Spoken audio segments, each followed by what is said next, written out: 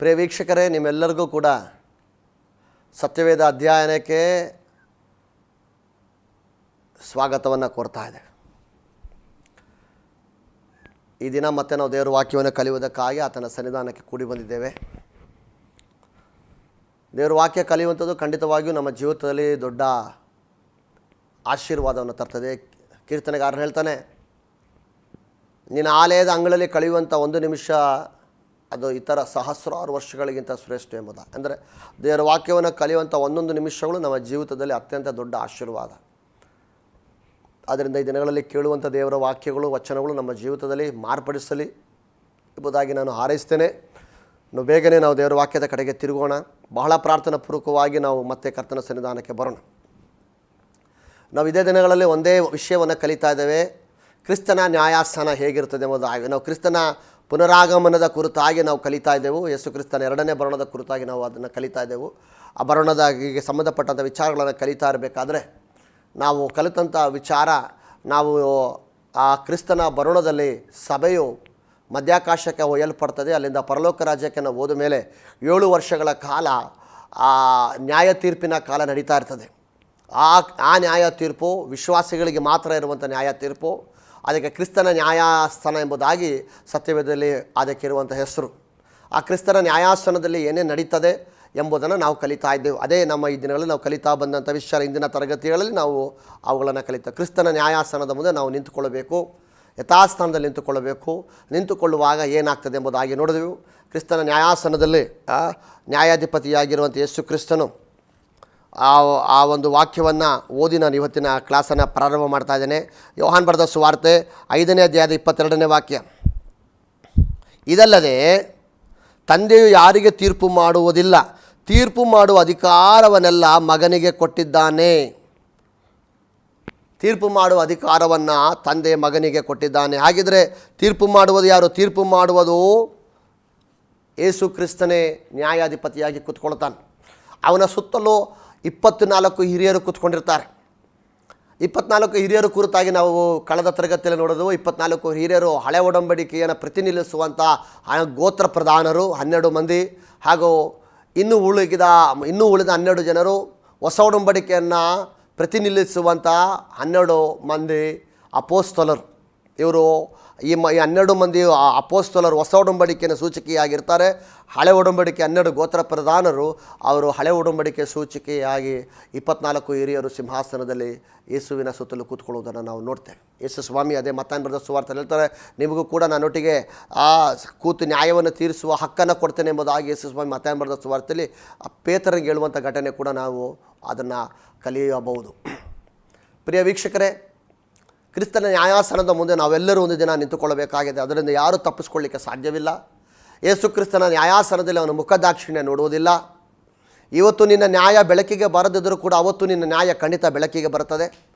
ಇವತ್ತು ನೀನು ಮಾಡದೇ ಇರುವಂಥ ತಪ್ಪಿಗೆ ನಿನ್ನನ್ನು ಅಪರಾಧಿ ಎಂಬುದಾಗಿ ಲೋಕ ನಿರ್ಣಯಿಸಿ ಮುದ್ರೆಯನ್ನು ಹಾಕಿರುವಾಗ ಒಂದು ದಿನ ನೀತಿಯುಳ್ಳಂಥ ನ್ಯಾಯಾಧಿಪತಿ ಅದನ್ನು ಬೆಳಕಿಗೆ ತರ್ತಾನೆ. ಅವತ್ತು ನಿನ್ನ ತಲೆ ಎತ್ತಲ್ಪಡುತ್ತದೆ. ಇವತ್ತು ಒಂದು ವೇಳೆ ಈ ಲೋಕದ ನೀತಿ ಅನುಸಾರವಾಗಿ ಈ ಲೋಕದ ಅಧಿಪತಿಗಳು ನಿನಗೆ ಅನ್ಯಾಯ ಮಾಡಿದರೂ ಕೂಡ ನಾನು ಹೇಳ್ತೇನೆ, ಖಂಡಿತವಾಗಿಯೂ ನಿನ್ನ ನೀತಿ ಬೆಳಕಿಗೆ ಬರುವಂಥ ಒಂದು ದಿವಸವಿದೆ.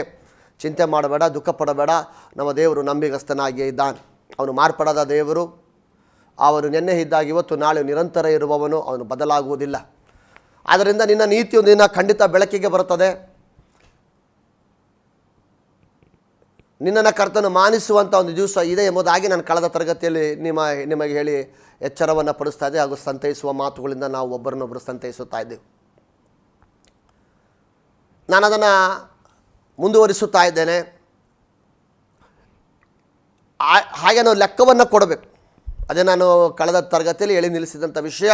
ನಾವೆಲ್ಲರೂ ಕ್ರಿಸ್ತನ ನ್ಯಾಯಾಸನದ ಮುಂದೆ ನಿಂತುವಾಗ ಒಂದು ದೊಡ್ಡ ಸ್ಕ್ರೀನ್ ರೂಪದಲ್ಲಿ ರೀತಿಯಲ್ಲಿ ಯೋಹಾನನ ಭಾಷೆಯಲ್ಲಿ ಹೇಳಬೇಕಂದ್ರೆ ಏನೋ ಒಂದು ಸ್ಫಟಿಕದ ಗಾಜಿನ ಎಂಬುದಾಗಿ ಹೇಳುವಾಗ, ಸ್ಫಟಿಕ ಗಾಜು ಎಂಬುದಾಗಿ ಹೇಳುವಾಗ ಅದು ಒಂದು ರೀತಿ ಪ್ರಕಾಶವನ್ನು ಕೊಡುವಂಥ ಒಂದು LED ಟಿವಿಗೆ ಸಮವಾಗಿರುವಂಥ ಒಂದು ದೊಡ್ಡ ಒಂದು ಸ್ಕ್ರೀನಿನ ಮುಂದೆ ಬಂದು ನಾವು ನಿಂತ್ಕೊಳ್ಬೇಕಾಗ್ತದೆ.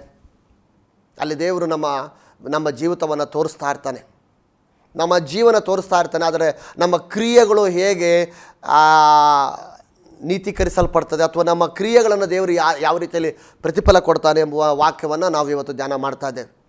ಓದ್ಕೊಳ್ಳೋಣ. ಅದಕ್ಕೆ ಆಧಾರವಾಗಿ ಮತ್ತೊಂದು ವಾಕ್ಯವನ್ನು 1 ಕೊರಿಂಥದವರಿಗೆ ಬರೆದ ಪತ್ರಿಕೆ ಅದರ 3ನೇ ಅಧ್ಯಾಯದ 11ನೇ ವಾಕ್ಯ. ಹಾಕಿರುವ ಅಸ್ತಿವಾರವು ಯೇಸು ಕ್ರಿಸ್ತನೇ, ಆ ಅಸ್ತಿವಾರನಲ್ಲದೆ ಮತ್ತೊಂದು ಅಸ್ತಿವಾರವನ್ನು ಯಾರೂ ಹಾಕಲಾರರಷ್ಟೇ. ಆ ಅಸ್ತಿವಾರದ ಮೇಲೆ ಚಿನ್ನ, ಬೆಳ್ಳಿ, ರತ್ನ, ಕಟ್ಟಿಗೆ, ಹುಲ್ಲು, ಆಪು ಮುಂತಾದವುಗಳಲ್ಲಿ ಯಾವುದರಿಂದ ಕಟ್ಟಿದರೂ ಅವನವನ ಕೆಲಸವು ವ್ಯಕ್ತವಾಗುವುದು. ಕ್ರಿಸ್ತನು ಬರುವ ದಿನವು ಬೆಂಕಿಯೊಡನೆ ಉದಯವಾಗಿ ಆ ಕೆಲಸವನ್ನು ಸ್ಪಷ್ಟವಾಗಿ ತೋರಿಸುವುದು. ಅವನವನ ಕೆಲಸವೆಂಥದ್ದೋ ಆ ಬೆಂಕಿ ಶೋಧಿಸುವುದು. ಪ್ರಿಯ ವೀಕ್ಷಕರೇ, ಏನು ಈ ವಾಕ್ಯದ ಅರ್ಥ? ಇದು ನಮ್ಮ ಕ್ರಿಯೆಗಳನ್ನು ಹೇಳ್ತಾ ಇದೆ. ಒಂದು, ನಮ್ಮ ಜೀವಿತ ಕರ್ತನು ಅದನ್ನು ನಮಗೆ ತೋರಿಸುತ್ತಾನೆ. ಎರಡನೇದಾಗಿ ನಮ್ಮ ಕ್ರಿಯೆಗಳನ್ನು ಕರ್ತನು ಬೆಳಕಿಗೆ ತರ್ತಾನೆ. ಅದನ್ನು ನಾವು ಕೊರಿಂಥ ಪತ್ರಿಕೆಯಲ್ಲಿ ನಾವು ಓದಿದೆವು. ಆ ಅಸ್ತಿವಾರದ ಮೇಲೆ ಚಿನ್ನ, ಬೆಳ್ಳಿ, ರತ್ನ, ಕಟ್ಟಿಗೆ, ಹುಲ್ಲು, ಆಪ್ 6 ಸಂಗತಿಗಳನ್ನು ಹೇಳ್ತಾ ಇದ್ದಾನೆ. ಅದನ್ನು ಎಲ್ಲಿಗೆ ಹಾಕ್ತಾನೆ? 13ನೇ ವಾಕ್ಯದ ಲಾಸ್ಟ್ ವಾಕ್ಯದಲ್ಲಿ ನೋಡ್ತೇವೆ. ಆ ಕೆಲಸವು ಅವನವನ ಕೆಲಸವೆಂಥದೋ ಆ ಬೆಂಕಿ ಶೋಧಿಸುತ್ತದೆ.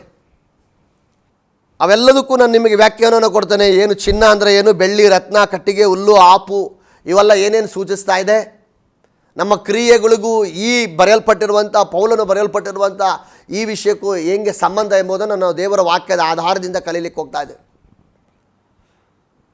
ನಾವು ಭೂಲೋಕದಲ್ಲಿ ಇದ್ದುಕೊಂಡು ಮಾಡಿದಂಥ ಸೇವೆ, ಈಗ ನಾನು ಒಬ್ಬ ಸಭಾಪಾಲಕನಾಗಿ ಸೇವೆ ಮಾಡ್ತಾ ನನ್ನ ಸೇವೆ ದೇವರು ಬೆಂಕಿಯಲ್ಲಿ ಹಾಕ್ಬಿಡ್ತೇನೆ. ಬೆಂಕಿ ಎಂಬುದಾಗಿ ಇಲ್ಲಿ ಬರೆಯಲ್ಪಟ್ಟದ್ದು ಅಕ್ಷರಿಕವಾಗಿ ಬೆಂಕಿ ಅಲ್ಲ. ಯೆರೆಮೀಯನ ಪ್ರವಾದನ ಗ್ರಂಥದಲ್ಲಿ ಓದ್ತೇವೆ, ದೇವರ ವಾಕ್ಯವು ಬೆಂಕಿಗೂ ಸುತ್ತಿಗೆಗೂ ಸಮವಾಗಿದೆ ಎಂಬುದಾಗಿ. ದೇವರ ವಾಕ್ಯ ಎಂಬುದ ಬೆಂಕಿಯಲ್ಲಿ ನನ್ನ ಸೇವೆಯನ್ನು, ನಾನು ಈ ಲೋಕದಲ್ಲಿ ಮಾಡಿದ ಸೇವೆಯನ್ನು ದೇವರು ಬೆಂಕಿಯೊಳಗೆ ಹಾಕ್ತಾನೆ. ಒಂದು ವೇಳೆ ನೀವು ಸಂದೇಶವನ್ನು ಕೇಳುತ್ತೀರಿ ಅಂತ ನೀವು ಒಂದು ವೇಳೆ ಸೇವಕರಲ್ಲದೆ ಒಂದು ಕೆಲಸಕ್ಕೆ ಹೋಗೋರಾಗಿರ್ಬೋದು, ಇನ್ನೊಂದು ಉದ್ಯೋಗದಲ್ಲಿರ್ಬೋದು, ಯಾವುದೇ ವಿಷಯವನ್ನು ಆಗಿದ್ದರೂ ಕೂಡ ಒಂದು ದೇವರ ಮಗು ಆಗಿದ್ದರೆ ನಿಮ್ಮ ಎಲ್ಲ ಕೆಲಸಗಳನ್ನು ದೇವರು ಬೆಂಕಿಯಲ್ಲಿ ಹಾಕ್ತಾನೆ. ದೇವರ ವಾಕ್ಯ ಎಂಬುದು ಬೆಂಕಿಯಲ್ಲಿ ಹಾಕ್ತಾನೆ. ಆ ಬೆಂಕಿ ಅದನ್ನೇನು ಮಾಡ್ತದೆ? ಶೋಧಿಸುತ್ತದೆ. ಆ ಬೆಂಕಿ ಶೋಧಿಸಿದ ಮೇಲೆ ಆ ಕಾರ್ಯವು, ನಾವು ಮಾಡಿದಂಥ ಕಾರ್ಯವು ಉಳಿದಿದ್ದರೆ ನಮಗೆ ಪ್ರತಿಫಲ ಉಂಟು. ಬೆಂಕಿ ಶೋಧಿಸಿದ ಮೇಲೆ ನಾವು ಮಾಡಿದಂಥ ಕಾರ್ಯವು ಆ ಬೆಂಕಿ ಸುಟ್ಟು ಬಿಟ್ಟರೆ ಅದಕ್ಕೆ ಪ್ರತಿಫಲವಿಲ್ಲ.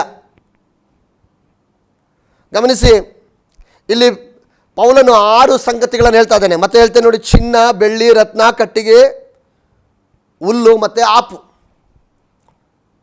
ಇದನ್ನು ನಾವು ಎರಡಾಗಿ ವಿಂಗಡಿಸ್ಬೋದು.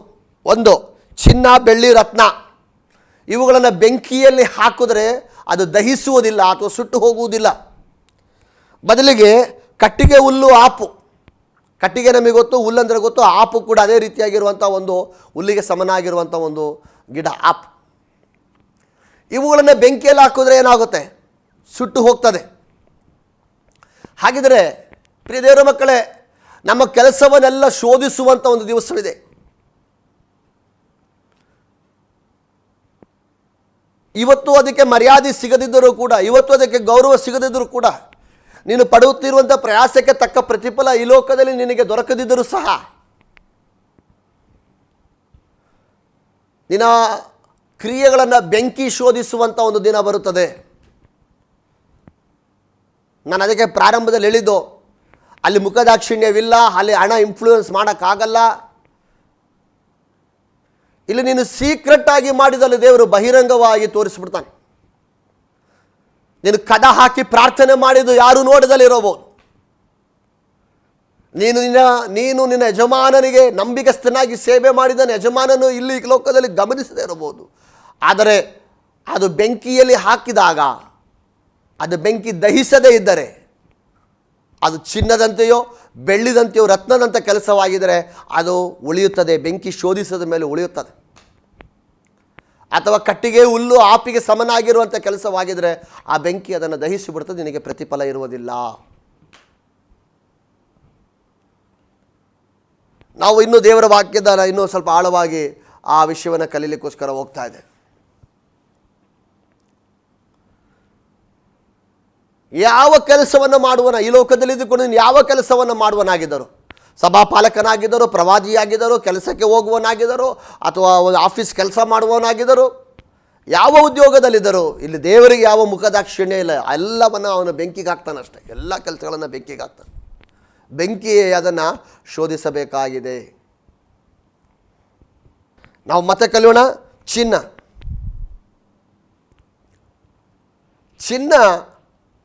ಏನಕ್ಕೆ ಹೋಲಿಕೆಯಾಗಿದೆ? ಇಲ್ಲಿ ನಾವು ಓದಿದ್ವಲ್ಲ, ಇಲ್ಲ 6 ಸಂಗತಿಗಳನ್ನು ನಾನು ಅದನ್ನು 2 ಭಾಗವಾಗಿ ವಿಂಗಡಿಸಿದೆ. ಚಿನ್ನ, ಬೆಳ್ಳಿ, ರತ್ನ, ಕಟ್ಟಿಗೆ, ಹುಲ್ಲು, ಆಪು. ನಾವು ಅದನ್ನು 2 ಆಗಿ ಕಲಿಯೋಣ. ಚಿನ್ನ ಯಾವುದಕ್ಕೆ ಹೋಲಿಕೆಯಾಗಿದೆ? ಚಿನ್ನ ಯೇಸು ಕ್ರಿಸ್ತನನ್ನು ಸೂಚಿಸುವಂಥದ್ದಾಗಿದೆ. ಬನ್ನಿ, 21ನೇ ಕೀರ್ತನೆ 1-3 ವಾಕ್ಯಗಳು. ಯೆಹೋವನೇ, ನಿನ್ನ ಪರಾಕ್ರಮದಲ್ಲಿ ಅರಸನು ಸಂತೋಷಿಸುತ್ತಾನೆ. ನೀನು ಉಂಟು ಮಾಡಿದ ಜಯಕ್ಕಾಗಿ ಎಷ್ಟೋ ಆನಂದ ಪಡುತ್ತಾನೆ. ನೀನು ಅವನ ಪ್ರಾರ್ಥನೆಯನ್ನು ನಿರಾಕರಿಸದೆ ಅವನ ಇಷ್ಟಾರ್ಥವನ್ನೆಲ್ಲ ನೆರವೇರಿಸಿದೆಯಲ್ಲ. ನಾನು ಶುಭಗಳೊಡನೆ ನೀನೇ ಅವನನ್ನು ಎದುರುಗೊಂಡಿದೆಯಲ್ಲ. ಅವನ ತಲೆಯ ಮೇಲೆ ಸುವರ್ಣ ಕಿರೀಟವನ್ನು ಇಟ್ಟಿದ್ದಿ. ಯಾವುದನ್ನು ಸೂಚಿಸ್ತಾ ಇದೆ? ಯೇಸು ಕ್ರಿಸ್ತನನ್ನು ಸೂಚಿಸುವಂಥದ್ದಾಗಿದೆ. ಅವನ ತಲೆಗೆ ಸುವರ್ಣ ಕಿರೀಟವನ್ನು ಇಟ್ಟಿದ್ದಿ.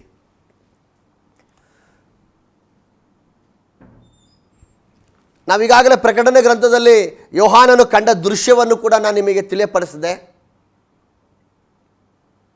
ಆತನು ಸಹ ಎದೆಗೆ ಚಿನ್ನದ ಪಟ್ಟಿಯನ್ನು ಕಟ್ಟಿಕೊಂಡು ನಿಂತಿದ್ದಾನೆಂಬುದಾಗಿ ನೋಡಿದೆವು.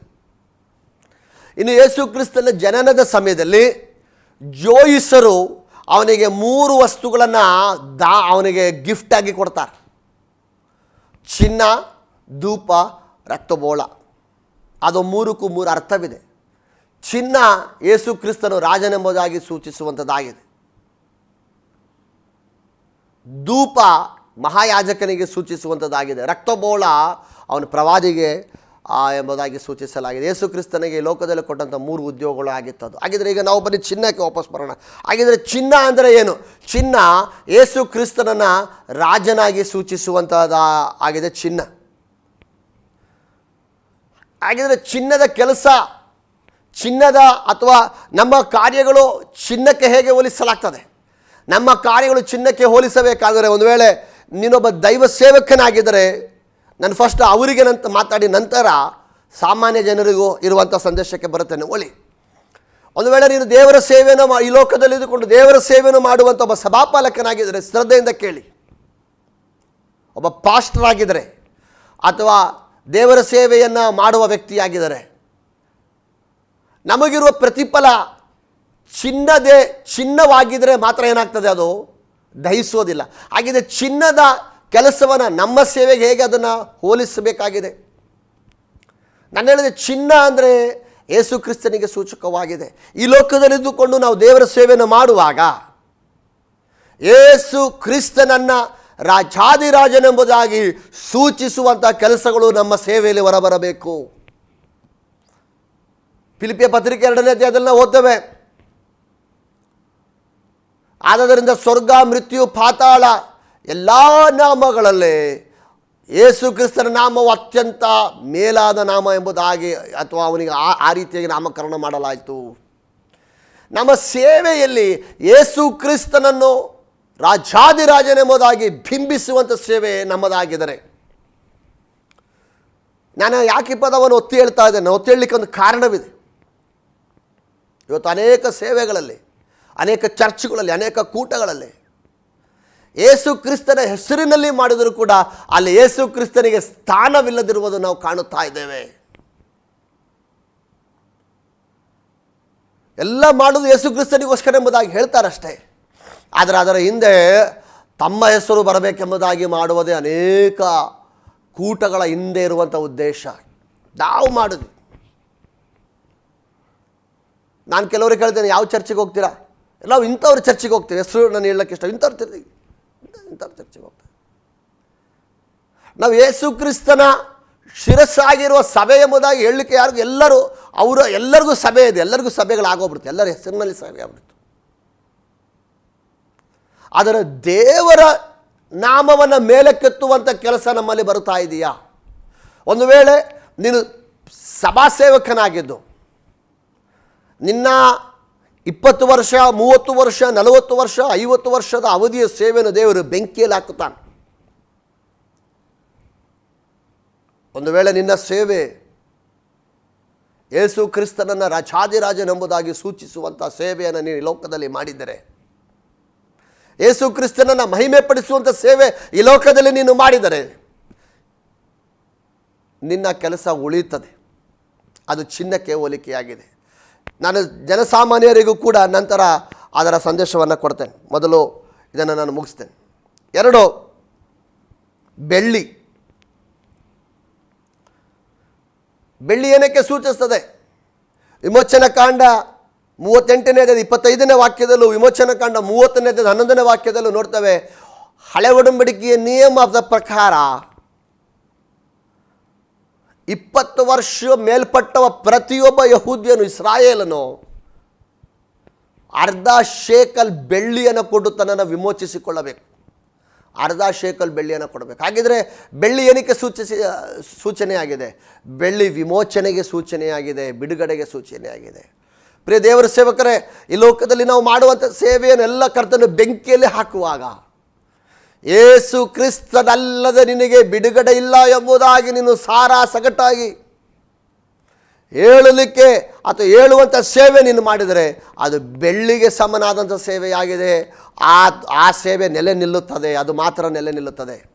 ಒಂದು, ಯೇಸು ಕ್ರಿಸ್ತನನ್ನು ಎಲ್ಲ ನಾಮಕ್ಕಿಂತ ಮೇಲಕ್ಕೆತ್ತುವಂಥ ನಾಮ ಎಂಬುದಾಗಿ ಎತ್ತು ನೀನು ಅದನ್ನು, ಅವನ ನಾಮವನ್ನು ಪ್ರಖ್ಯಾತಪಡಿಸುವನಾಗಿರಬೇಕು. ಅದು ಎಲ್ಲಿ ಹೇಳೋಕೆ ಅವಮಾನ ಪಡಬಾರದು. ನಾನೊಬ್ಬ ಕ್ರೈಸ್ತನು ಎಂಬುದಾಗಿ ಹೇಳುವುದಕ್ಕೆ ಅವಮಾನ ಪಡದೆ ಯೇಸು ಕ್ರಿಸ್ತನನ್ನು ಅತ್ಯುನ್ನತ ಮಟ್ಟಿಗೆ ಏರಿಸುವ ಸೇವೆ ನೀನು ಮಾಡಿದರೆ ಅದು ಚಿನ್ನದ ಕೆಲಸವಾಗಿದೆ. 2, ನಿನ್ನ ಸೇವೆಯಲ್ಲಿ ಯೇಸು ಕ್ರಿಸ್ತನಲ್ಲದೆ ಮಾರ್ಗವಿಲ್ಲ. ಇವತ್ತು ಹೇಳ್ತಾರೆ ಎಲ್ಲ ನದಿಗಳು ಸಮುದ್ರಕ್ಕೆ ಸೇರ್ತದಂಗೆ ಎಲ್ಲ ನಾಮಗಳು ಬೇರೆ ಒಂದೇ ಎಂಬುದಾಗಿ ಎಲ್ಲ ಹೇಳುವಾಗ ಅದಲ್ಲ. ಎಲ್ಲ ನಾಮದಂತ ಅಲ್ಲ ಯೇಸು ಕ್ರಿಸ್ತನ ನಾಮ. ಎಲ್ಲ ನದಿಗಳು ಸಮುದ್ರಕ್ಕೆ ಸೇರುವ ಹಾಗೆ ಅಲ್ಲ, ಎಲ್ಲ ಧರ್ಮಗಳು ಹಾಗೆ ಅಲ್ಲ. ಪ್ರಿಯ ದೇವರ ಮಗುವೆ, ಯೇಸು ಕ್ರಿಸ್ತನೇ ನಮ್ಮ ವಿಮೋಚಕನು. ಆತನಿಲ್ಲದೆ ಬಿಡುಗಡೆ ಇಲ್ಲ. ಆತನಿಂದಲೇ ಮಾತ್ರವೇ ಸ್ವರ್ಗಕ್ಕೆ ಪ್ರವೇಶ ಎಂಬುದನ್ನು ಈ ಲೋಕದಲ್ಲಿ ನೀನು ಸ್ವಲ್ಪನೂ ಸಂದೇಹ ಪಡದೆ, ನಾಚಿಕೆ ಇಲ್ಲದೆ ನೀನು ಆ ರೀತಿಯಾಗಿ ಸೇವೆಯನ್ನು ಮಾಡುವಂಥ ವ್ಯಕ್ತಿಯಾಗಿದ್ದರೆ ಅದು ಬೆಳ್ಳಿಯ ಕೆಲಸ. ಇದು ರತ್ನ. ರತ್ನ ಏನಕ್ಕೆ ಹೋಲಿಕೆಯಾಗಿದೆ? ರತ್ನ ಕೂಡ ಮಹಾಯಾಜಕನಿಗೆ ಅಥವಾ ಆ ಹಳೆ ಒಡಂಬಡಿಕೆಯಲ್ಲಿ ಮಹಾಯಾಜಕನ ಸೇವೆಗೆ ಹೋಲಿಕೆಯಾಗಿದೆ. ನಾವು ಅದನ್ನು ಕಲಿಬೇಕಂದ್ರೆ ಮಹಾಯಾಜಕನ ವಸ್ತ್ರದ ವಿನ್ಯಾಸದ ಕುರಿತಾಗಿ ಕಲಿಬೇಕು. ಮಹಾಯಾಜಕನಿಗೆ ಕೊಟ್ಟಂಥ ವಸ್ತ್ರ ವಿನ್ಯಾಸದಲ್ಲೇ ಅವನ ಬಟ್ಟೆಯ ಮೇಲೆ ರತ್ನದ ಕಲ್ಲುಗಳನ್ನು, ಒಂದು ರತ್ನ ಒಂದು ದಾಳಿಂಬೆ, ಒಂದು ರತ್ನ ಒಂದು ದಾಳಿಂಬೆ ಕಟ್ಟಿ ಅವನು ಒಂದು ವಿಶೇಷ ವಸ್ತ್ರವನ್ನು ಧರಿಸುತ್ತಾ ಇದ್ದನು.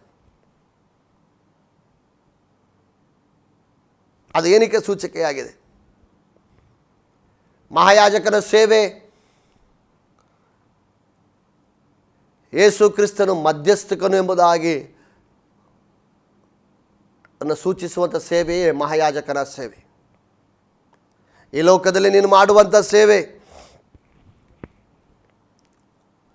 ಯೇಸು ಕ್ರಿಸ್ತನನ್ನು ಮಧ್ಯಸ್ಥಕನು ಅಥವಾ ಯೇಸು ಕ್ರಿಸ್ತನು ನಿನ್ನನ್ನು ಪ್ರೀತಿಸುತ್ತಾನೆ ಎಂಬುದಾಗಿ ನೀನು ಸುವಾರ್ತೆ ಸಾರುವಂಥ ಸೇವಕನಾಗಿದ್ದರೆ ಅದು ನೆಲೆ ನಿಲ್ಲುವಂಥ ಸೇವೆಯಾಗಿದೆ ಅಥವಾ ಅದು ರತ್ನಕ್ಕೆ ಸಂಬಂಧಪಟ್ಟಂಥ ಸೇವೆಯಾಗಿದೆ.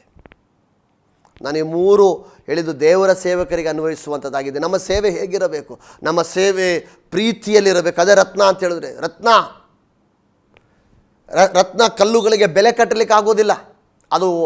ಅದಕ್ಕೆ ಒಂದು ಫಿಕ್ಸಡ್ ಪ್ರೈಸ್ ಇರೋದಿಲ್ಲ.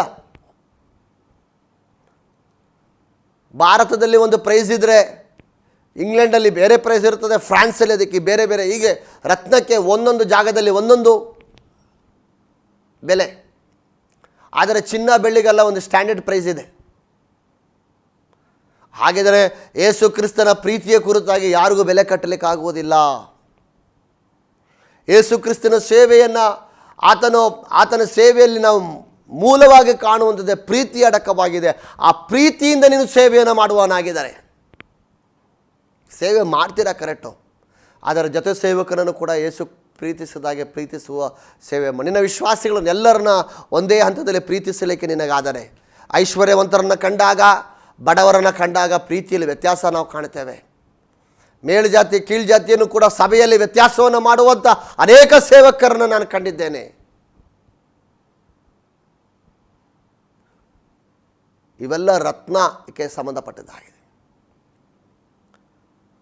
ಯೇಸು ಕ್ರಿಸ್ತನಲ್ಲಿದ್ದಂಥ ಮನಸ್ಸೇ ನಿಮ್ಮಲ್ಲಿರಲಿ ಎಂಬುದಾಗಿ ಪೌಲನು ಫಿಲಿಪ್ಪಿ ಪತ್ರಿಕೆ ಬರೆಯುವಾಗ ಬಹುಶಃ ಇದು ಅವನ ಮನಸ್ಸಿನಲ್ಲಿತ್ತು ಎಂಬುದಾಗಿ ನಾನು ಅಂದ್ಕೊಳ್ತೇನೆ. ನಮ್ಮ ಸೇವೆ ಪ್ರೀತಿಯಿಂದ ಕೂಡಿರುವಂಥ ಸೇವೆ ಆಗಿರಬೇಕು. ನಾನು 3 ಸೇವೆಗಳ ಕುರಿತಾಗಿ ಹೇಳಿದೆ. ಒಂದು, ನಮ್ಮ ಸೇವೆ ಯೇಸು ಕ್ರಿಸ್ತನೇ ರಾಜಾದಿರಾಜನೆಂಬುದಾಗಿ ಬಿಂಬಿಸುವಂಥ ಸೇವೆ. 2, ಯೇಸು ಕ್ರಿಸ್ತನೇ ಸತ್ಯವಾದ ದೇವರೆಂಬುದಾಗಿ ಸೂಚಿಸುವಂಥ ಸೇವೆ. 3, ಯೇಸು ಕ್ರಿಸ್ತನ ಸೇವೆಯಲ್ಲಿ ಪ್ರೀತಿಯಿಂದ ನಾವು ಸೇವೆಯನ್ನು, ಈ 3 ಇದ್ದರೆ ಬೆಂಕಿ ಅವನ ದಹಿಸುವುದಿಲ್ಲ. ಈಗ ನಾನದನ್ನು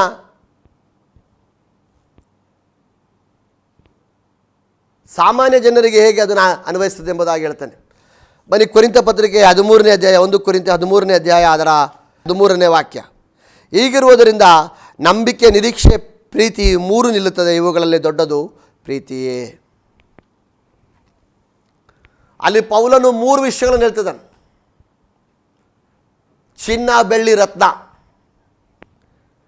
ಇಲ್ಲಿ ಪೌಲನು ಮತ್ತೆ 3 ವಿಷಯ ಹೇಳ್ತಾ ಇದ್ದಾನೆ. ನಂಬಿಕೆ, ನಿರೀಕ್ಷೆ, ಪ್ರೀತಿ. ಇದು ಸಾಮಾನ್ಯ ಜನಕ್ಕೆ ಅನ್ವಯಿಸುವಂಥದ್ದು ಆಗಿದೆ. ಇವುಗಳಲ್ಲಿ ದೊಡ್ಡದು ಪ್ರೀತಿಯೇ. ಸಾಮಾನ್ಯ ಜನರಾದಂಥ ನಮಗೆ ನಮ್ಮ ಕೆಲಸವನ್ನು ದೇವರು ಹೇಗೆ ಶೋಧಿಸುತ್ತಾನೆ. 1, ಚಿನ್ನ. ಚಿನ್ನ ಏನಕ್ಕೆ ಸೂಚಿಕೆಯಾಗಿದೆ? ಇಲ್ಲಿ ನಾವು ನೋಡಿದ ಹಾಗೆ ಚಿನ್ನ ನಂಬಿಕೆಗೆ ಸೂಚಿಕೆಯಾಗಿದೆ. ಎಲ್ಲಿದೆ ವಾಕ್ಯ? 1 ಪೇತ್ರದಲ್ಲಿ ನಾವು ವಾಕ್ಯವನ್ನು ಓದ್ತೇವೆ. ಚಿನ್ನ, ನಿನ್ನ ಕ್ರೈಸ್ತ ವಿಶ್ವಾಸ, ನಿನ್ನ ಪ್ರಾರ್ಥನೆ, ನಿನ್ನ ಜೀವಿತ ನಂಬಿಕೆಯಲ್ಲಿ ಬೇರೂರಿಕೊಂಡಿರುವಂಥ ಕ್ರೈಸ್ತ ಜೀವಿತವನ್ನು ನಡೆಸಿದ್ದೆಯಾಗಿದ್ದರೆ ಅದು ಚಿನ್ನದಕ್ಕೆ ಹೋಲಿಕೆಯಾಗಿದೆ. ಅಪನಂಬಿಕೆ ಉಳ್ಳಂಥ ಕೆಟ್ಟ ಹೃದಯ ನಿಮ್ಮಲ್ಲಿ ಇರಬಾರದೆಂಬುದಾಗಿ ಪೌಲನು ಹೇಳ್ತಾನೆ. ಅಪನಂಬಿಕೆ ಉಳ್ಳ ಕೆಟ್ಟ ಹೃದಯ.